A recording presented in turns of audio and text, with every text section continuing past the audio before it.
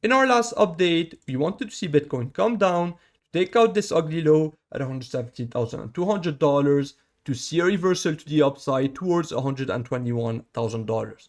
And if you go over to the charts, well, this liquidity sweep did end up offering a very nice bounce because we came down to take out this low again, 117.2. We got a nice bounce to the upside at first, but then came back down once again for a second liquidity sweep to then see another very strong bounce to the upside. So with that said, as usual, before we dive into today's price action and what you can potentially expect next, I want to quickly recap what I personally did. And as always, it is extremely simple because I had just one level, which was the low again at 117.2. And on Tuesday, so this was Tuesday, even though we had front on that level, personally, I was remaining patient and waiting for it, which was the right decision because we simply reversed to the downside with 3 early imbalances this time, which is the perfect volume to see a bounce.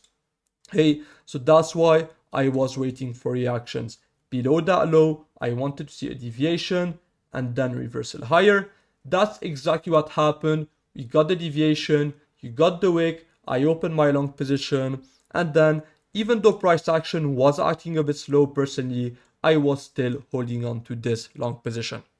So the next day, we continued higher, but I was still holding off on my take profit one until I saw a bit of volatility coming in. We got this very strong move to the upside and then a strong rejection, which is when again I decided to implement a take profit one on my long position.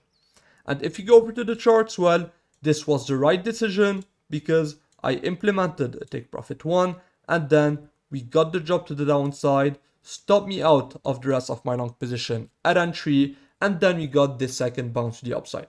Now, unfortunately, personally, I didn't have another support level, which is why I wasn't really interested in opening a long position. But in any case, with that said, what can you expect next? Well, the first thing that I want to say is that just like outlined in my last update, I would still like to see a move towards $121,000. So how can you play around this bias? Well, for now, I do want to add a new resistance, which is also a target for this move to the upside, which would be this early imbalance at $119,500. And for a confluence, we have the volume profile of this entire range, and we have the value area high right on top of it, okay? So this will be a target for this move higher, but also a resistance level. So again, how can you play around these two levels? Well, to the downside, unfortunately today, I don't have any imbalance to look at, which is kind of unfortunate because this would have offered a very nice target and also support level. So the best thing that I can do right now is just keep an eye on this volume profile. We have the point of control around the daily open, and I do also want to take the anchored view up from this low, which is making its way up, okay? So this area potentially below the daily open will be a nice support level. So ideally, what we get from here to open a long position would be a drop to the downside, maybe take out the high one more time, and then get a drop to the downside, maybe deviate below the daily open, and then get a reversal to the upside towards this resistance level. And if we get this, then at this point, I probably won't be interested to open a short position, except if we get a very good reaction.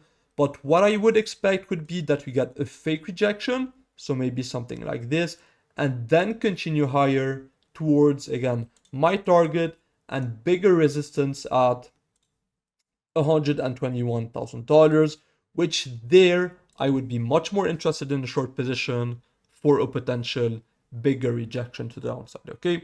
So this would be my first and preferred scenario. It would be that we get a drop today or maybe tomorrow before hitting that resistance and then get a fake rejection, continue higher towards $121,000, in which case we can see what happens there. Now, on the other hand, if we get the move up first into that resistance, that's when I will be interested in a short position.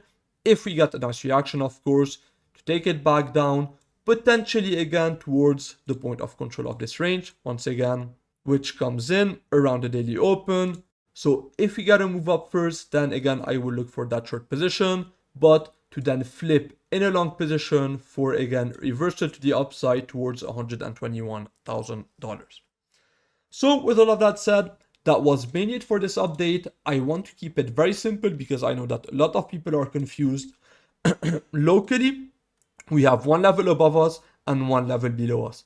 If we move up first, I will probably be interested in a short position, if we get the right reaction, of course, to take it back down into support, to then see another reversal to the upside, because my ultimate target is $121,000.